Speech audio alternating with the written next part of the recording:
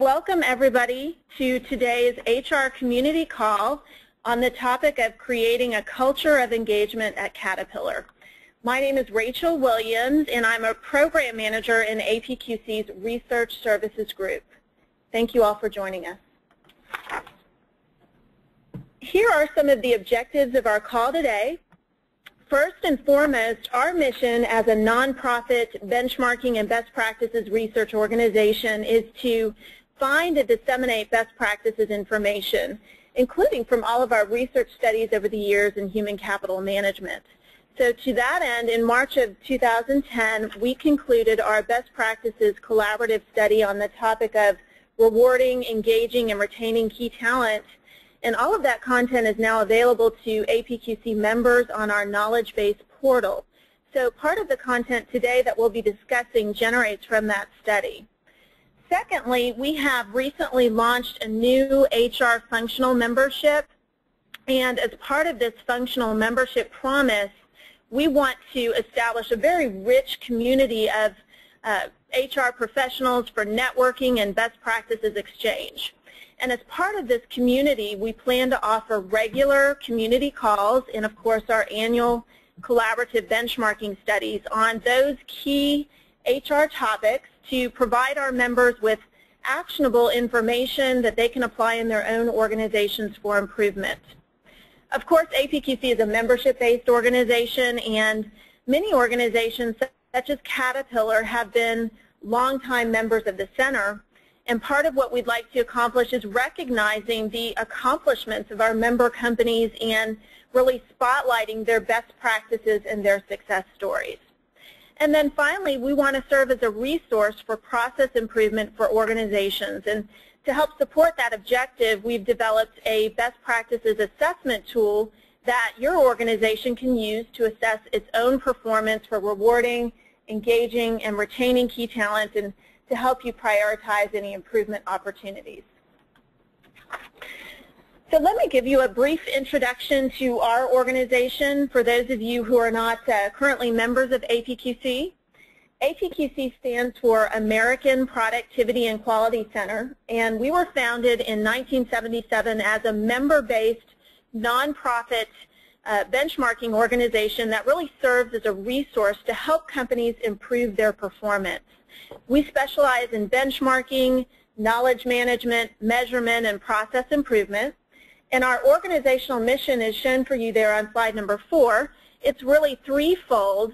It's to discover effective methods of organizational improvement, to broadly disseminate our best practices findings, and finally, and I think this is probably one of the most important parts of our mission, to connect individuals with one another and with the knowledge that they need to improve.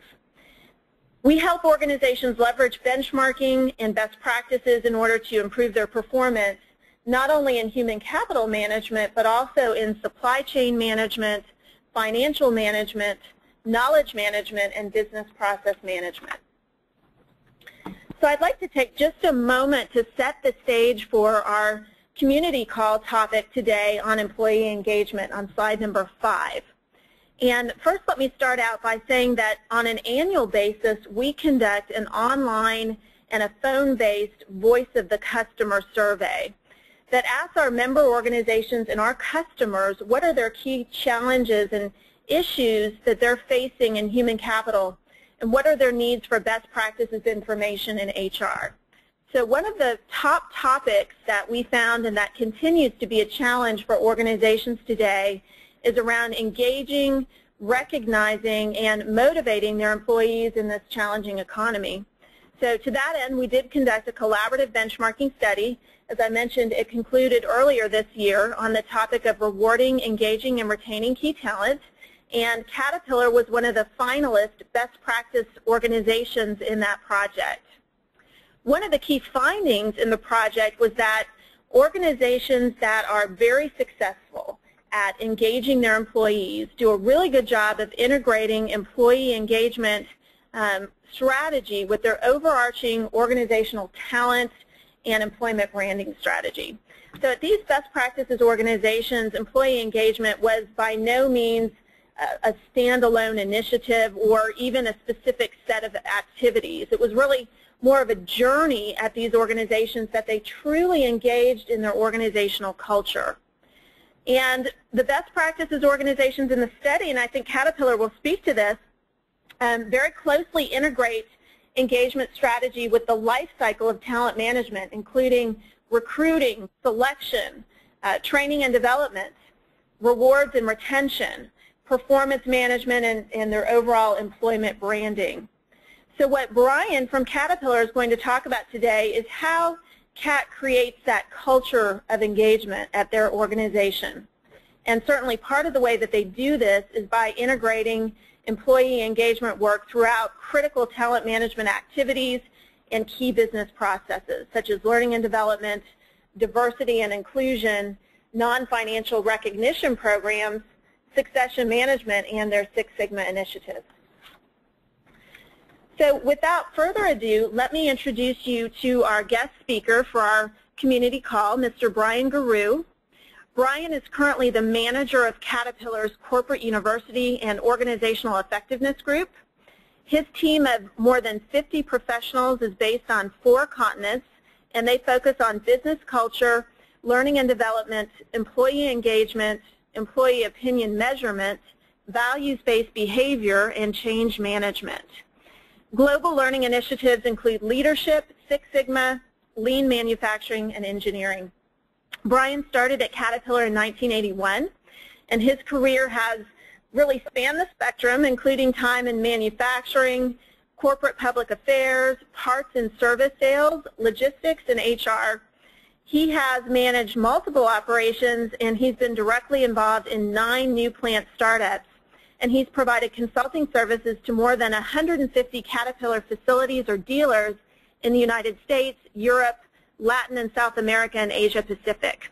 He's also the co-inventor of Caterpillar's patent-pending cultural assessment process, and he was very actively involved in the redesign of CAT's global employee opinion survey process and the launch of CAT's corporate values.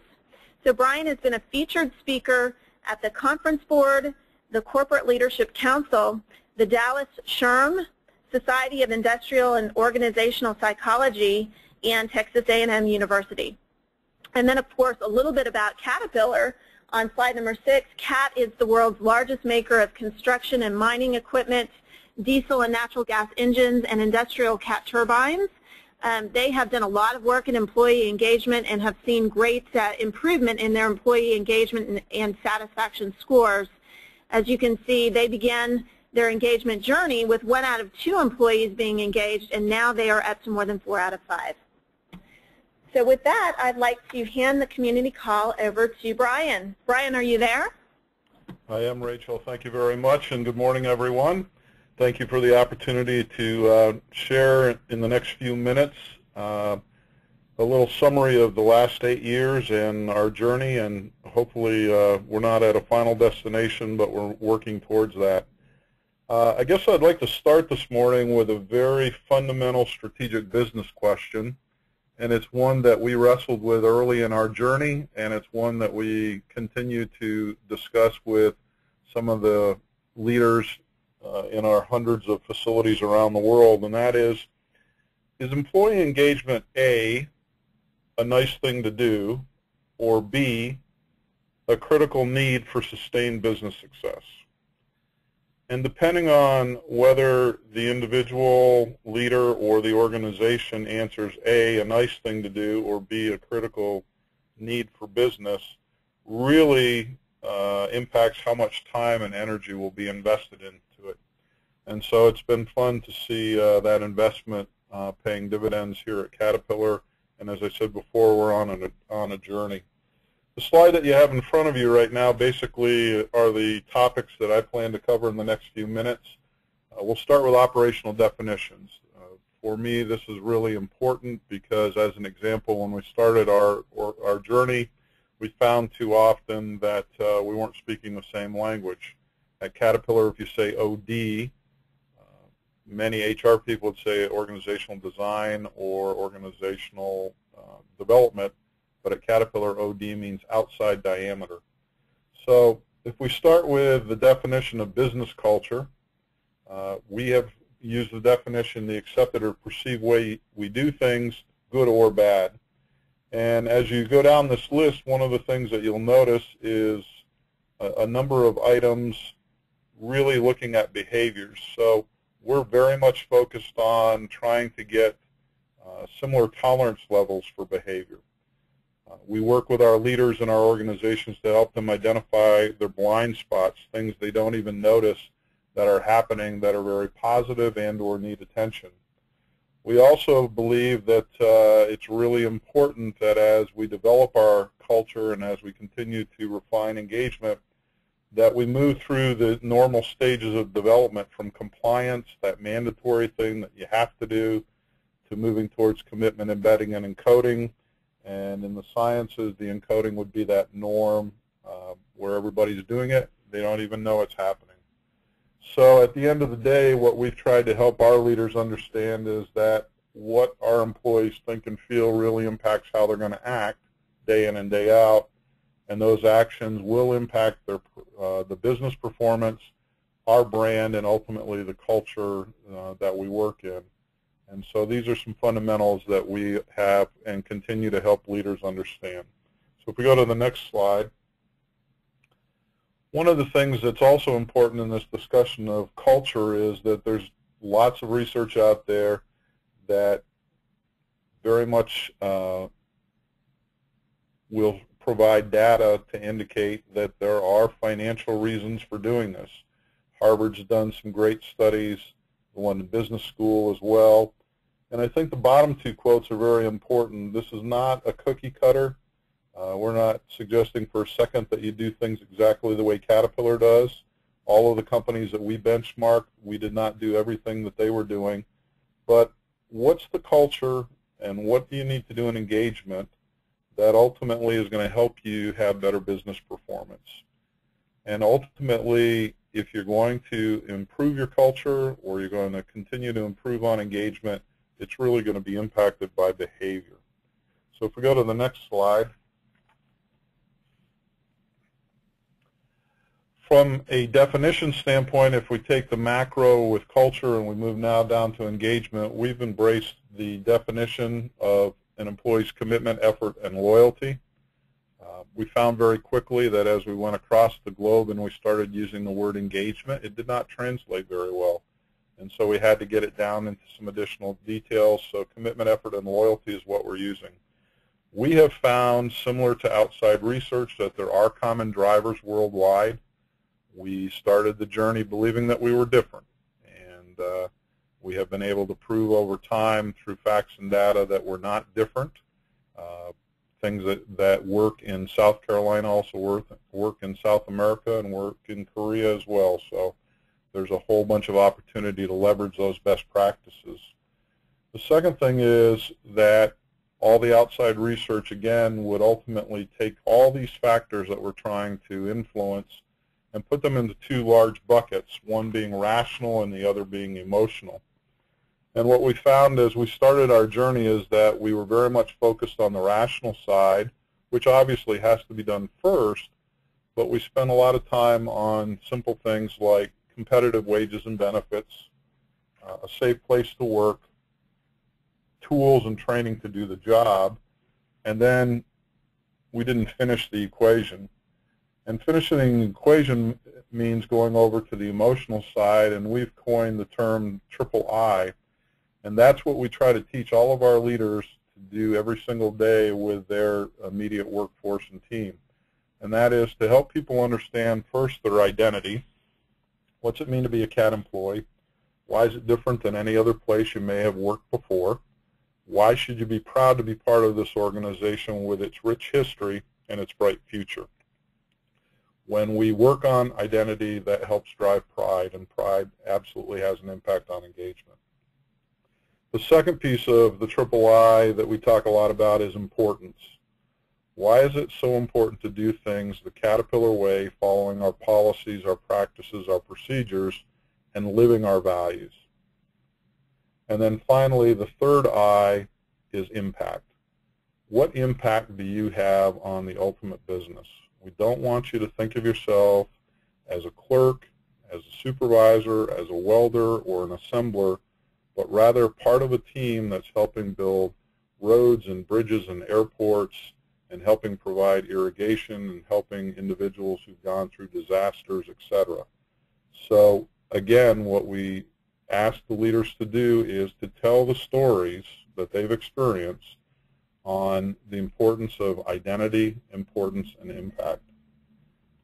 The third area that we talk a lot about is this 18-inch journey. And 18 inches is about the average distance from the human brain to the heart. We're really trying to get people to move past that compliant state and move to the commitment side of the business where they truly believe in what they're doing and why they're doing it. And then finally, we ask people to make sure that they don't declare victory too soon and to look at making sure that they get the 4 things right. So if we go to the next slide, you'll see some examples of a simple tool that we use. At the top, you'll see the 4 rights, doing the right thing at the right time, the right way, for the right reason. And then on the left-hand side, you'll see some examples that we would typically use with our leaders. So you go to a meeting and you build consensus, but you only agree because your boss is there. So you did the right thing. You worked to build consensus. You were there at the meeting.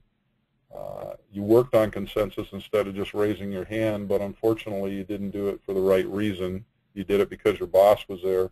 So we would say that you don't have sustained engagement in that case, and you're not going to have a positive perception or a positive result, which is the last category. In the second case, there's a mandatory meeting and you show up, but you're only there physically. So again, we would say that we truly do not have engagement. And the third example, we get all 4 things right. And there we would say that's the type of behavior that truly shows that the individuals were engaged in what they were doing, that they simply were not complying, but they were committed to the cause. So if we go to the next slide, and this picks up a lot with what Rachel was mentioning earlier, as you go out and you look at all of the strategies in the broad category of talent management, you find the 3 major building blocks being attract, develop, and retain, which are in yellow. We would absolutely positively agree with those, but we would say that those building blocks need some mortar or something to hold them together, and we believe something to hold them together is engagement. It is extremely difficult to attract the best and the brightest if the people currently working in your organization don't have engagement. It's hard to do it on campuses. It's hard to do it in the community. If you bring people in and you start developing them both formally with learning and development, but also with experiences, and then they leave in a couple of years, the business has not benefited.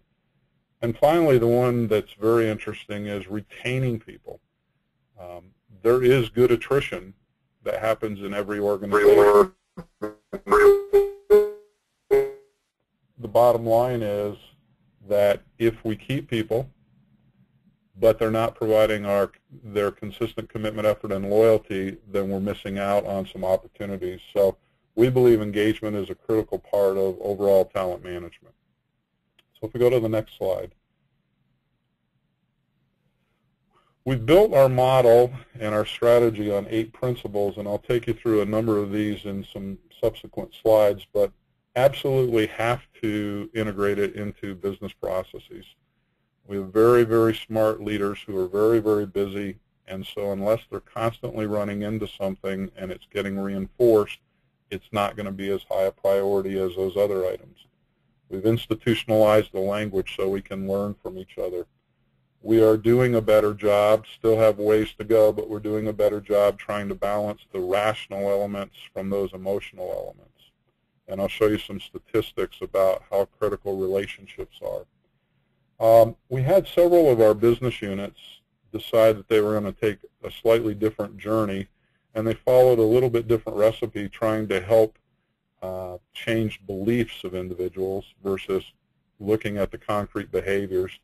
And unfortunately, that's a lesson learned. They were not successful. Our organization and the business units that are following the common recipe have focused more on clearly defining the behaviors that mean engagement and reinforcing those than trying to change people's beliefs. We'll talk a little bit about some 10 critical support systems. For now, let me just leave you with the image. If you think about an assembly line, for example, with automobiles going down, you will notice that there are sub-assembly lines bringing in the engine, bringing in the windshield, bringing in the seats. Those sub-assembly lines have to be in sync or the car does not get made well. And what we found is if you truly want to sustain engagement, you have to have all of these processes in sync. Leaders can't delegate this to HR. And again, I'll show you some statistics on how critical that relationship is between the immediate supervisor and their employees' engagement. Picking the right metrics. Very, very challenging, but very, very critical because you'll drive behavior with the metrics, and you want to make sure they're the right behaviors. And finally, we've focused on correlation versus causation. This was a very interesting one since we're also a Six Sigma company. And at the end of the day, saying that when you do X, you will automatically always get Y in the people space is very, very challenging. And so after a lot of conversation and a lot of research and a lot of debate, we spend a lot of time running correlation studies and showing the relationship between business performance and engagement rather than trying to take full credit that it is a direct cause and therefore all you need to do is push this one button and you will automatically get it every single time. We go to the next slide, please. These are a few of the examples of where we've worked very hard over the last few years to integrate Caterpillar's engagement journey with the business. So for example, if we start on the top left-hand side, engagement for the last 5 years has been a top-tier metric supporting our business strategy. So very quickly it became a need-to-do versus a nice-to-do. We've embedded it into our values and action. So again, from a behavioral blueprint standpoint, if you go through this document, you will find a number of behaviors that are very engaging that are tied directly back to living our values every single day. What you reinforce with rewards gets done, and so one of the next things that we did was we integrated it into our officers' compensation. And so our vice presidents, group presidents, and chairmen all have targets for engagement of their workforce, and it is one of the key metrics used when they go through their performance evaluation each and every year.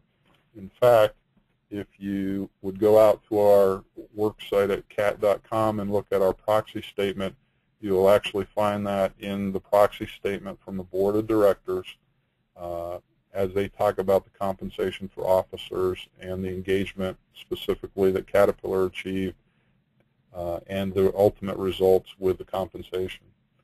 We've used Six Sigma methodology to drive facts and data to help us drive the right behaviors.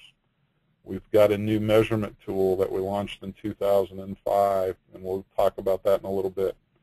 We've integrated it into our succession planning, and so now when the top 250 plus jobs are reviewed for filling vacancies, one of the factors that is considered is the candidate's engagement score, leadership score, and value score that comes off the employee opinion survey is used in that dashboard to make those selections. CPS. CPS stands for the Caterpillar Production System, and that is our version of Toyota Lean.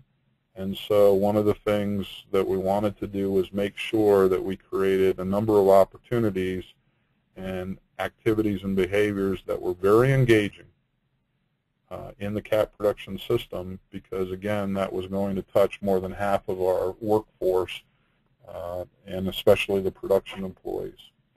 We also, besides reward, found out that the non-financial was very important, and so several years ago we created the Chairman's Recognition Award for engagement. So this is given out each year to officers of the company as well as individual facilities around the world, and we have in excess of 300 plus that have best in class or most improvement in engagement. Again, no financials, It's simply a videotape, recognition and communications, and a small trophy, and it is highly coveted to get that. We've also integrated it into our learning, not only for leadership development, but in our general learning, and we've created a new e-learning which uses music and streaming video, and we've got some great correlations with people using that to help them improve their engagement. So those and many other processes have been integrated so that it is not an HR initiative, nor does it stand on its own. It complements what we're trying to accomplish as a business. So if we go to the next slide, please.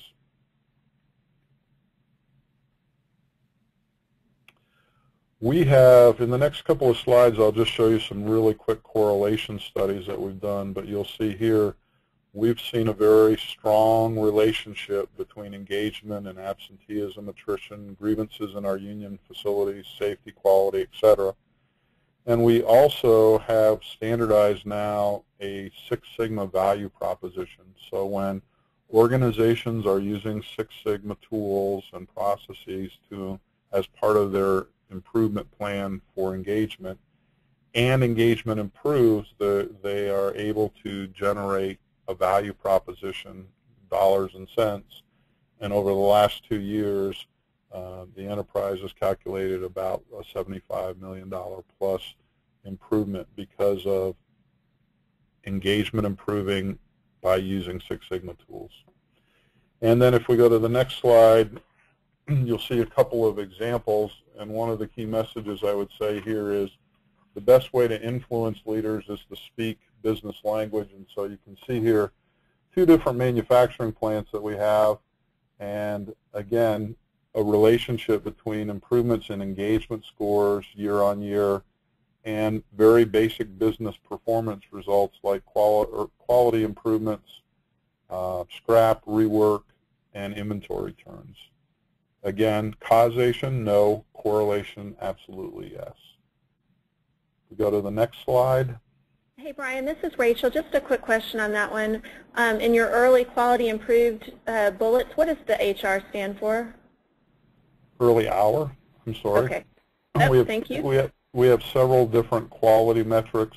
When we ship our equipment and engines out, we measure our quality a variety of ways, and one is early hour reliability, and then on an ongoing basis, the repair frequency. Okay, so if we can go to the next slide, please. Let's start at the top left of this, please. One of the things that we have done is, again, using Six Sigma methodology, we've created an employee opinion survey. We've been doing employee opinion work since probably the early 90s, but in the last few years we've added a lot more science and a lot more discipline to it. So you can see from the top left, worldwide we have tremendous participation, and it is voluntary. It's 94%.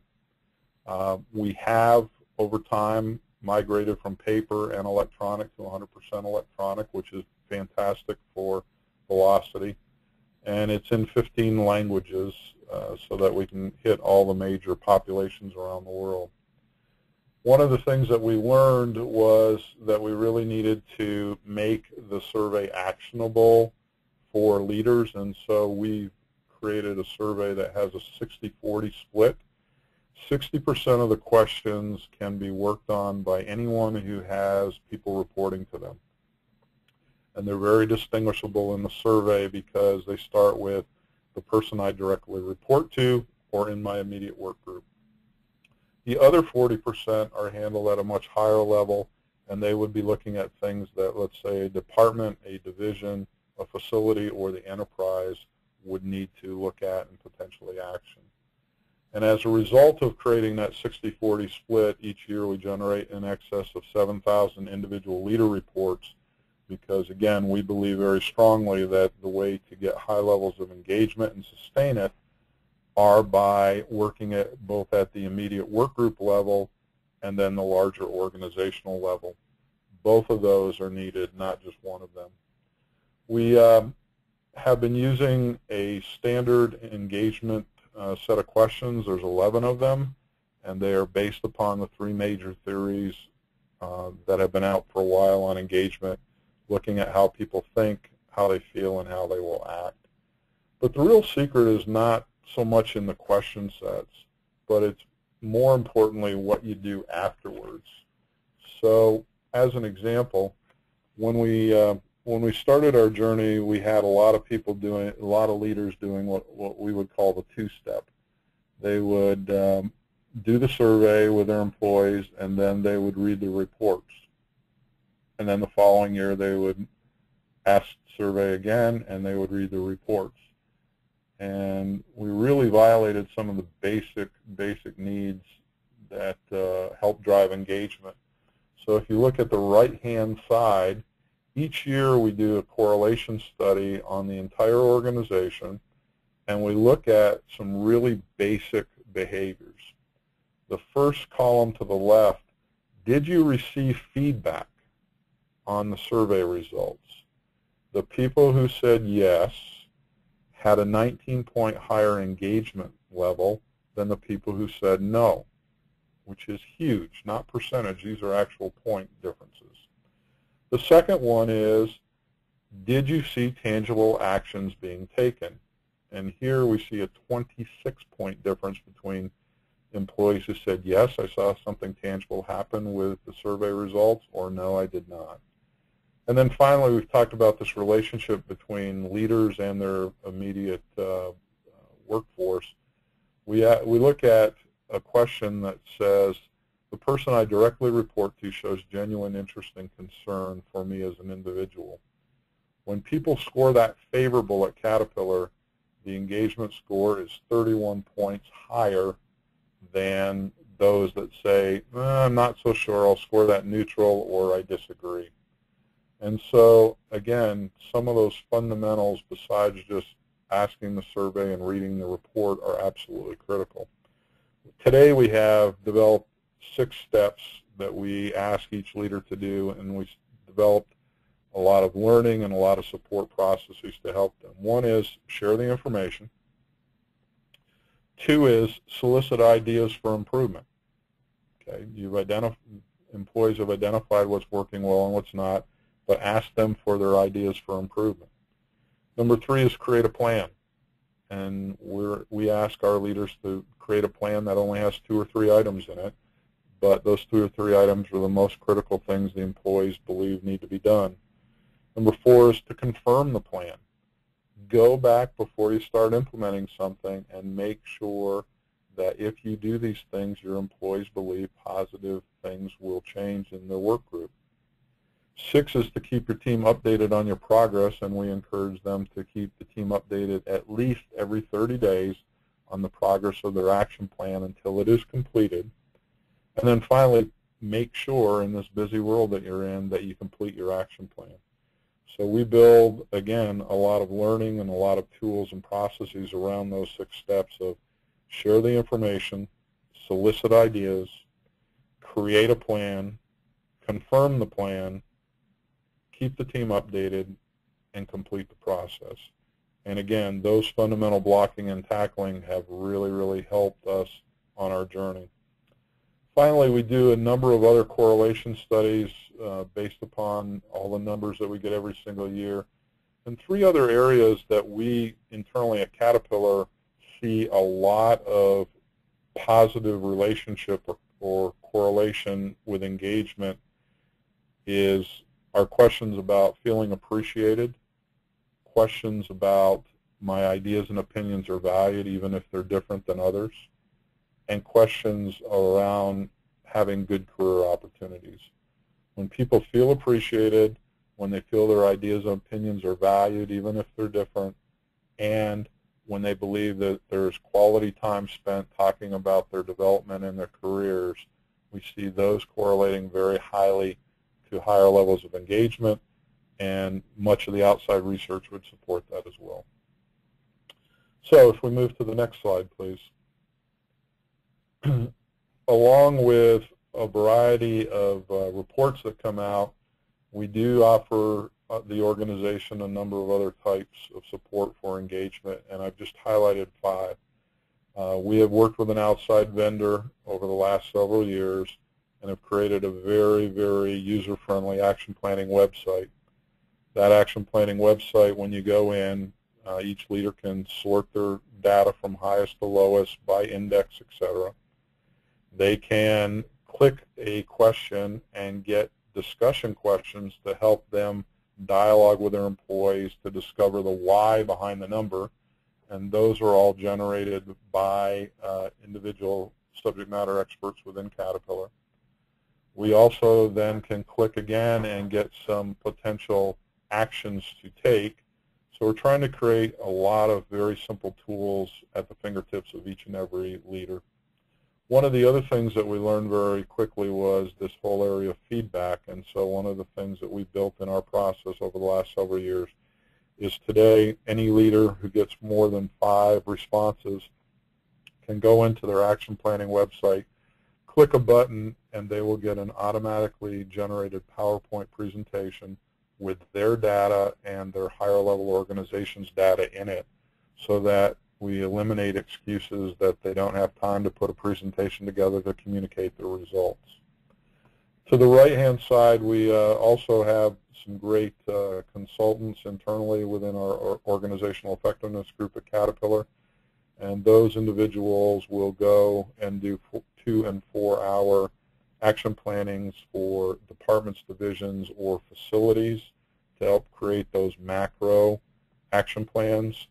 So they'll do some brainstorming, consensus building, and then prioritization again, looking for a handful, less than 5 items to work on at a larger level.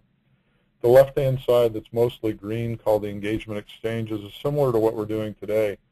We can learn a lot from each other, and so the unique thing about our engagement exchanges is it is an internal webinar that's hosted, and the bottom line is this one is rather unique because instead of just having supervisors or HR people sharing best practices, each one of these is kicked off by a senior manager, in most cases a vice president, and that vice president will spend a few minutes sharing why strategically engagement is so important for their business, and then they will introduce in their organization 1 or 2 leaders, either a facility manager, a department head, etc., who will then get into some very practical ways that they're working to improve engagement in their organization. So we've got great sponsorship from the senior officers as well as getting down to those practical things. The middle category, accountability matrix, is a tool that we've used to help distinguish what are you asking leaders to do, and so we separate, using this simple methodology, separate the best of the best from those that need more support and set different expectations for each of those individuals. So people in the red area, as an example, wouldn't get very many choices as to what they need to do, and they'll get more coaching and more feedback. And then finally, for those organizations that we find are struggling with engagement or really having some challenges in the overall employee opinion survey, we have a deep dive, which is called the cultural assessment process.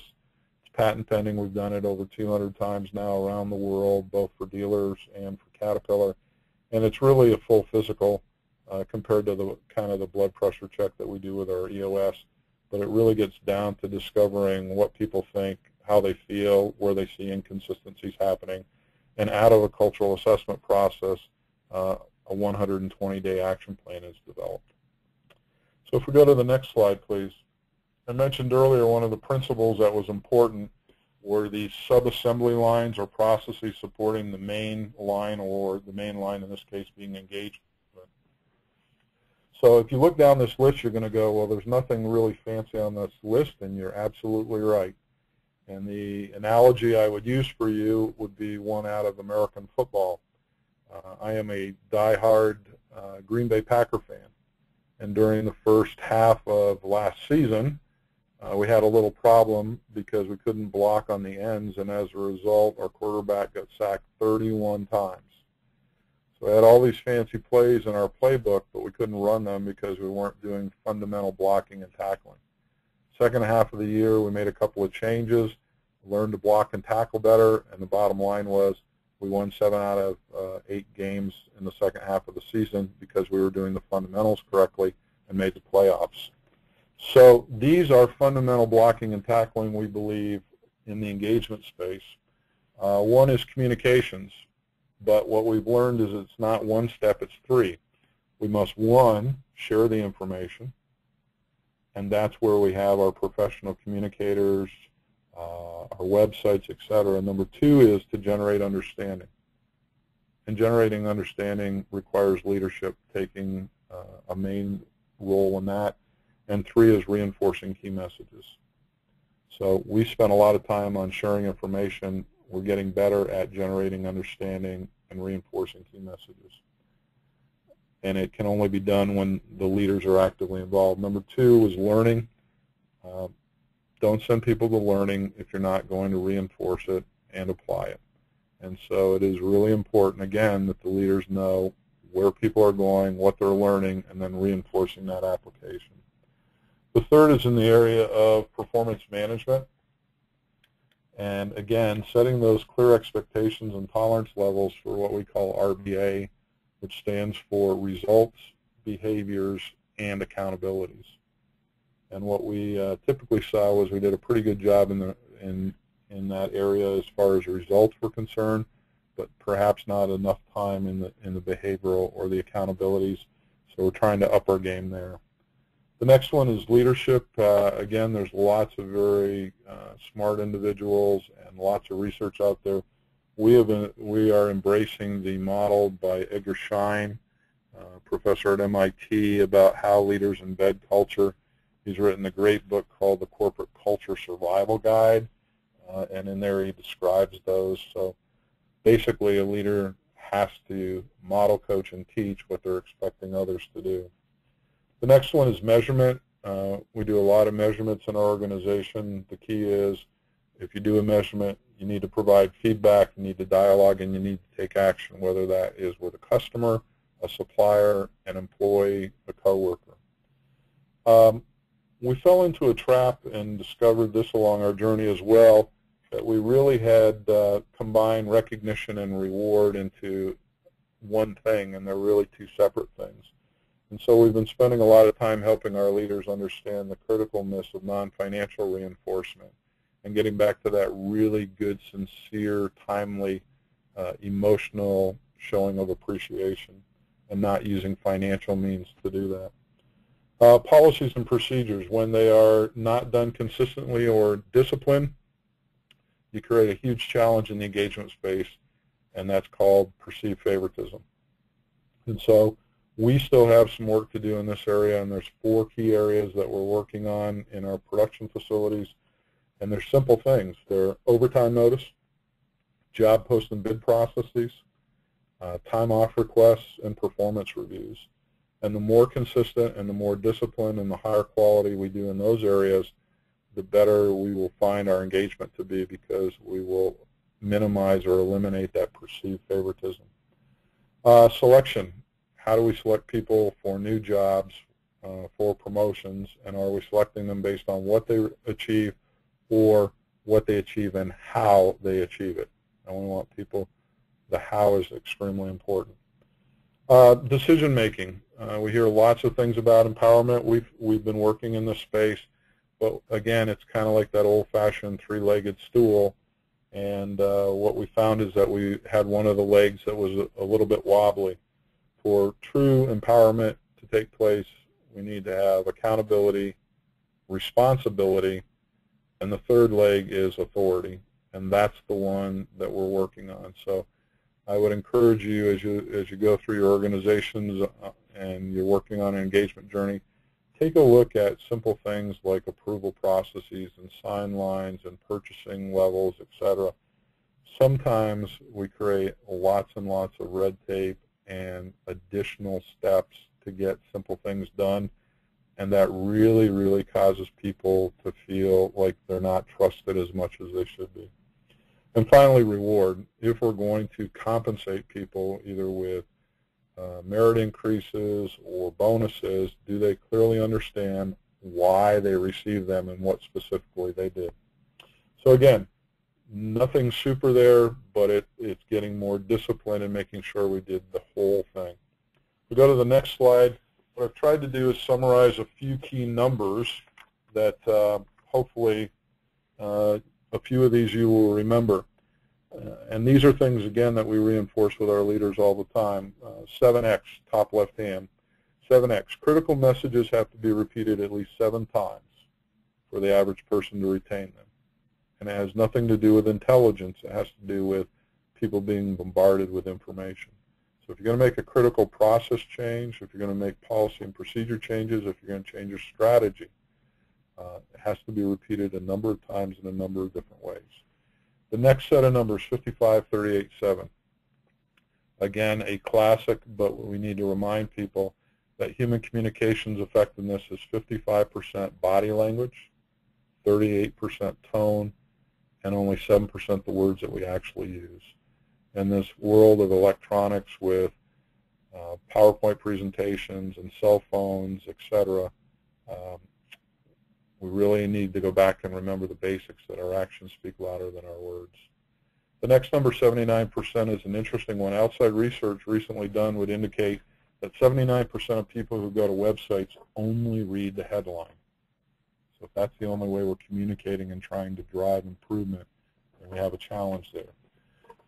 The next one, return equals 3 times. Again, lots of research out there, but the research would say that you'll get a 3 times greater return using recognition than reward.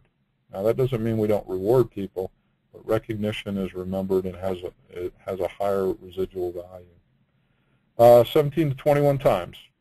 In this world of improving engagement, if we want to change a behavior and make it a habit, it's got to be reinforced 17 to 21 times.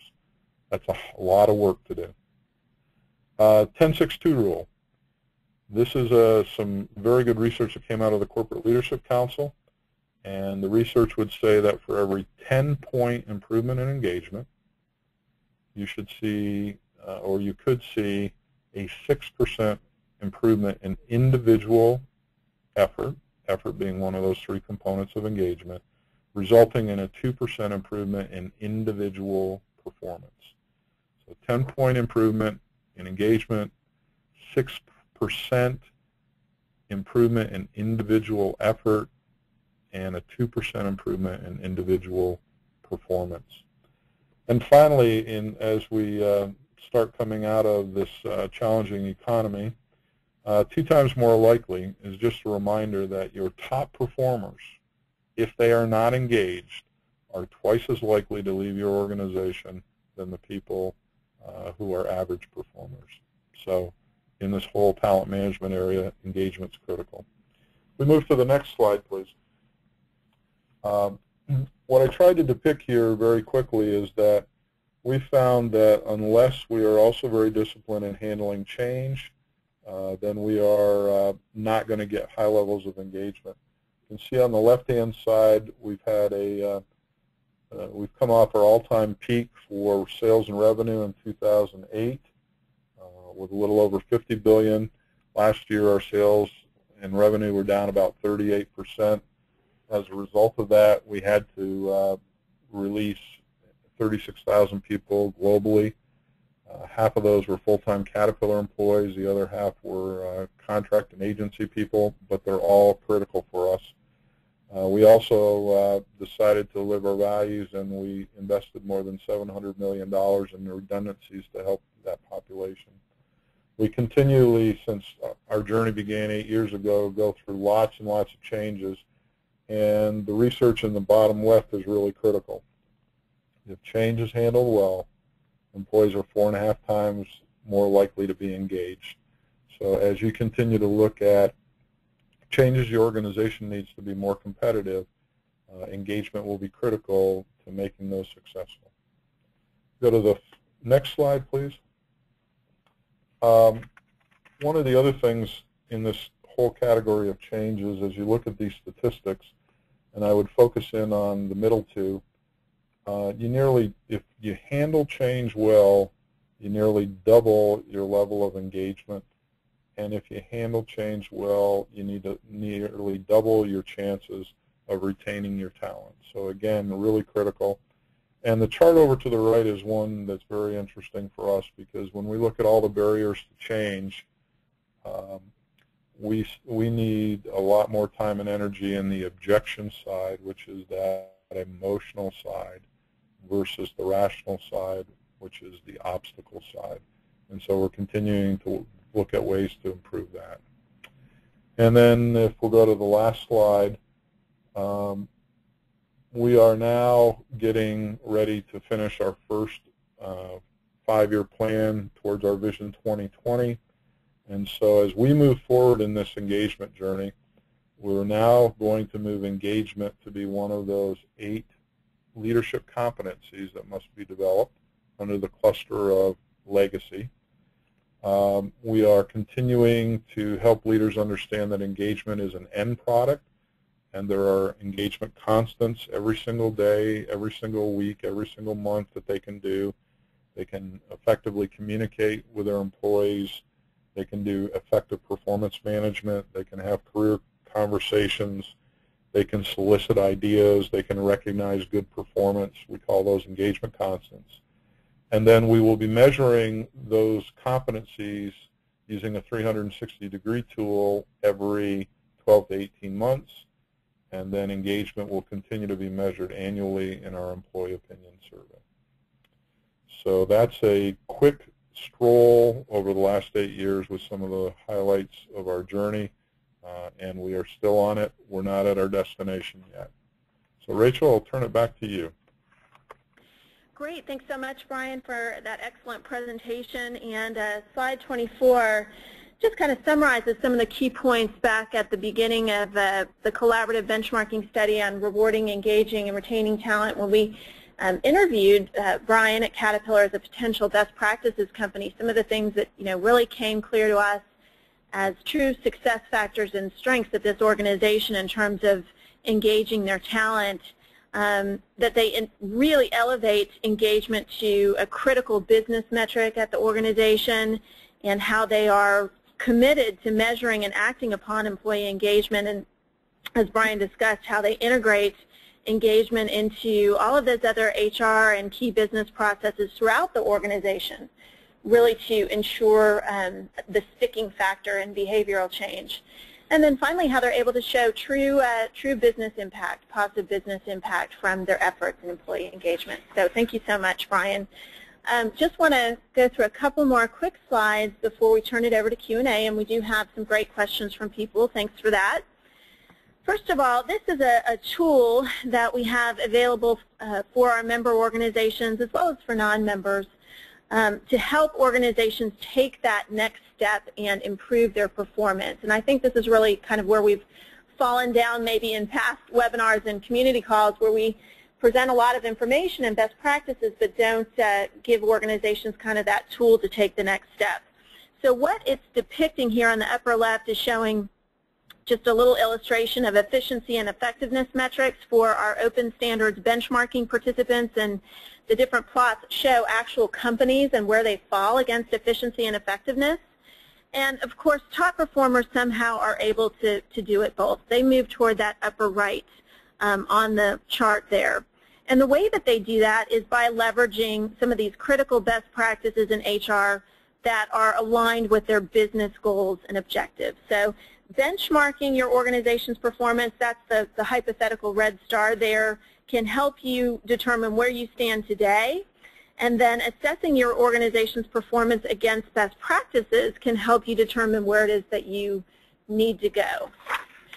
So this is just an example. I'm not going to take the time to go through this now, but it's an example of a best practice assessment tool, if you will, for rewarding, engaging, and retaining employees. The document that we have as a toolkit for our member companies is in Excel, and it's really designed to give organizations kind of a self-assessment tool so they can go through each of these practices. By the way, the practices come from our consolidated research around this topic in rewarding and engaging and retaining key talent. So they can go through each of these practices, do a little assessment of where they stand today, whether or not the practice is applicable to their own organization. And in benchmarking, I think that's where it's critical to consider adapting practices versus adapting to your own organizational culture and whether or not it's feasible. And then finally, whether or not it's an opportunity for your organization.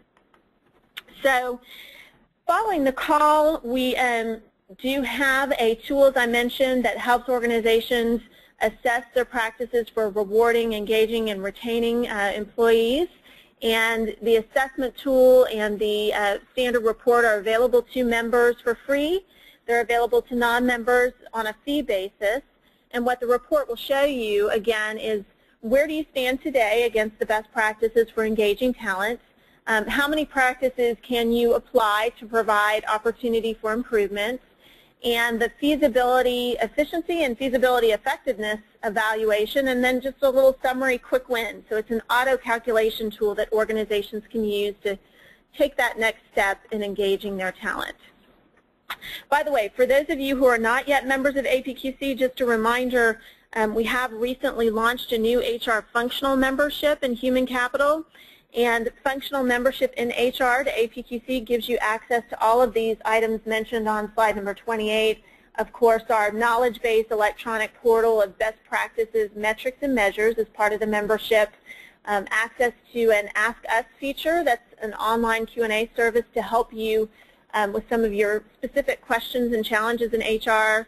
Benchmarking tools like Benchmarks on Demand and rapid performance assessments where you don't necessarily have to complete an in-depth benchmarking survey, but you get metrics right there at your fingertips. And of course, our holistic, in-depth, open standards human capital benchmarking surveys. And finally, the participation in the annual collaboratives. For those of you that are current members of APQC, thank you so much for that. In slide 29, these are hyperlinks to documents, related content on engagement that is currently available to you on our knowledge-based repository right now for download. So in terms of next steps, before we open it up to Q&A, if you haven't already, do take a few minutes to register for the APQC Knowledge Base. That's our online best practices repository. Members and non-members can register for that, but members have access to all of the wealth of content there. It takes just a couple of minutes at our website, www.apqc.org.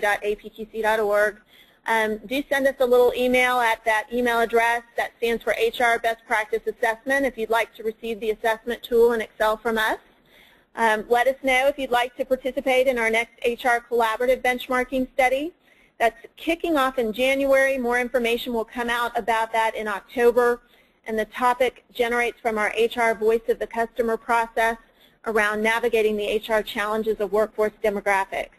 And then feel free to nominate any future HR community topics and speakers to us there at the email address. Our next HR community call is in October. The topic is on HR's role in change management, and we have a guest speaker from Deloitte who will be talking on that call. That was one of the topics of keen interest in, from our feedback in our Voice of the Customer process. And then finally, a copy of the recording and slides will be sent to registrants following the session. So we have just maybe a couple of minutes for some questions and answers for Brian. And then if we don't get to all of your questions, rest assured we'll communicate with you directly afterwards and work with Brian to answer those questions. Okay, so we'll go ahead and get started on the questions that we do have. Brian, the first question is, how did CAT measure their employee engagement improvement statement over the past 8 years? We've used the annual employee opinion survey, and there are 11 questions in that survey. There's a total of 60 plus, but 11 of those questions are specifically in the field of engagement. Okay, and when you talk about that survey, when is that annual survey in relation to your overall fiscal year? We do our survey in the September-October timeframe, and we are on a fiscal year starting January 1, and we also have our performance reviews due at the end of December as well. So we get all the results in, so those can be incorporated into performance reviews at year end, and we can incorporate any of our improvement plans into the following fiscal year. And the 18-inch journey, can you talk a little bit more about that and explain what that is? Yeah, again, just trying to create a memory anchor, but the average distance from the human brain to the heart is 18 inches, And to truly have an engagement, both engaging behavior by leaders as well as engagement by employees, we don't want it just to be in the head, which is the compliance state. We really want it to move to the commitment state, which is at the heart, where I'm truly committed to what the organization does, how it does it, and I feel pride in that. Okay. Next question is, can you elaborate more on CPS? Sure. CPS, we've been on that journey for 3+ years now, but it's our version of Toyota Lean, looking at how do we improve quality, velocity, cost, and engagement and safety in our factories. And again, it's based on a lot of the principles from Toyota Lean, looking at eliminating waste. Okay. Next question. Did CAT experience any employee resistance to the surveys, as they do not see, they do not seem to be anonymous? They are anonymous from the standpoint that we use an outside vendor to do the survey work and to crunch the numbers for us. The only time that an individual would identify themselves is if they put a narrative comment in the open comment section that would be so specific that it would be very easy to tell who it was. But we ask very high-level demographics, and from that we then create these reports. But an individual is not identified by name with their feedback. And someone did ask, what third-party vendor did you use to facilitate that survey? We currently use Connexa. Okay, next question. Did CAT, oh, I'm sorry, I just read that one. Do you track any social media websites to check employee engagement or their views about the company? We do have a number of social media that we use. It is tracked, but it is tracked at a high level. We don't track it specifically just for engagement. Why don't we take 2 more questions in the interest of time? Can you repeat the 55-38-7 Sure. rule? Human communication effectiveness is